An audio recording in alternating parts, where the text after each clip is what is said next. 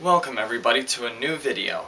I'm your host Crash Into Wars 2, and today, well, do you remember my last video that I said that it's 2016 and now there's a lot more new stuff to come? This was in my Jurassic World video that I uploaded actually yesterday from the day that I'm uploading, or recording this. I'll put a link in the description. Or maybe I won't. Anyways, there is a lot more coming to 2016, and I'm very happy to announce through, this is credit and publishing through DallasFortWorth.com, Back to the Pack, with National Video Game Museum opening soon in Frisco. We look at revival of the old school arcade. You heard that right.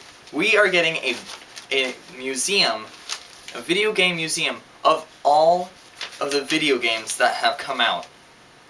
So it's, I'll put the, dang it. Excuse me for my appearance, I just woke up, so. Anyways, I'll put the address down in the description. They do open in a couple of, it's due to open in the next few weeks, so it's not open yet, but please, whenever you hear about it in the news, go visit them immediately. This sounds like the most amazing place. $12 admission, arcade games 25 cents per play. That's like an old arcade museum, like an actual arcade place that you would go to.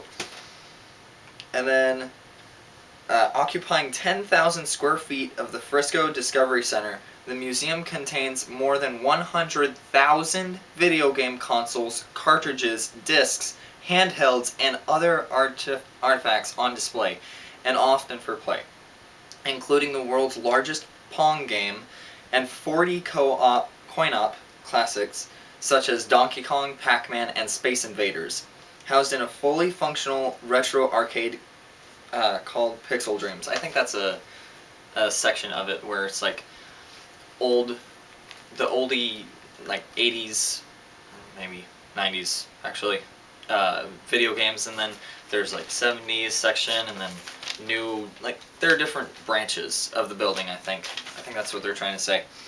You can even lounge in an 80s style replica living room, complete with vintage consoles hooked up to an old television set. So you'll practically be living your old life when you were born in technically the 70s, because you would have grown up through at least 3 to 5 years, and then getting into the 80s, which is when 80s games were out.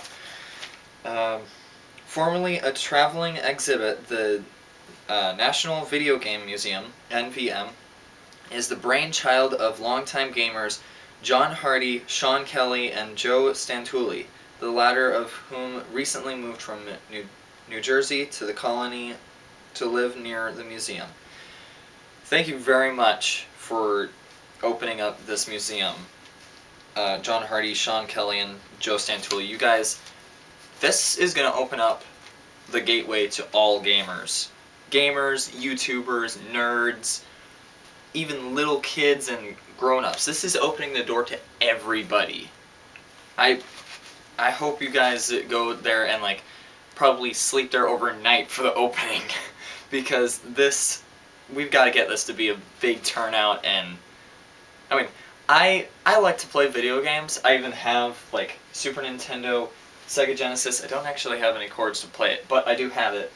A bunch of Super Nintendo games, and the old Nintendo games, or old Nintendo is another room in our house, but I love video games. So I'm really excited about this. I'm planning, now that I heard about this morning, I'm planning to go to this someday and record as much as I can because this sounds amazing. For Stantulli, the NVM is the culmination of a lifetime of work.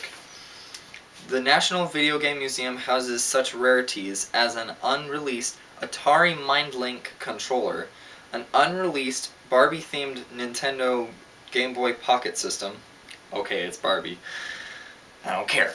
Comments, you can say whatever you want. I used to watch Barbie, so don't say anything rude. Barbie's fine. A 1990 Nintendo World Championships cartridge and an RDI Halcyon Laserdisc based console. You guys can tell me how to say that in the comments down below. While these and other scarce, highly valuable items will remain behind lock and key, most of the museum is interactive. If you find yourself peering through, this is a quote, if you find yourself peering through glass and reading endless text, you're not in our museum. That would be an art museum. Santulli said, quote, we left the long, detailed stories up to Wikipedia and instead decided to present our visitors with great stories bundled into rich, powerful, interactive exhibits. You're going to be able to touch things. You're going to play a lot. End quote. This sounds amazing, guys. And I don't know if it'll focus, but this picture right here shows a wall of so many different games. I don't know what is exactly here. There's Space Age right there, the Game Boy, gosh dang it, I don't think that's the color. It could be the Game Boy or the Game Boy Color. I think that's an Atari right there, Nintendo GameCube. There's some old game right there, LA Noire for Xbox 360. The Super Game Boy adapter, so you could put your Game Boy game into the top, and then stick that into your Super Nintendo. Oh my gosh. This... Back to the Future, man. We gotta get it going. We all gotta go. So, thank you so much for taking your time to watch this. I am so ready for this. I am planning to go. It is only $12 admission. I don't know exactly what that means. Like, it's not gonna be like a normal arcade where you just, hey, I'm going in to play video games. Insert a quarter. And then you're playing the game. So I don't know what the $12 admission is. Maybe, I mean, I guess since we are in a more have to pay more money world, I guess there is an admission. Maybe there wasn't an admission before. Anyways, so yeah. Thank you guys for watching this video. Hope you guys go, and oh man, Back to the Future. That's all I gotta say. Back to the Future.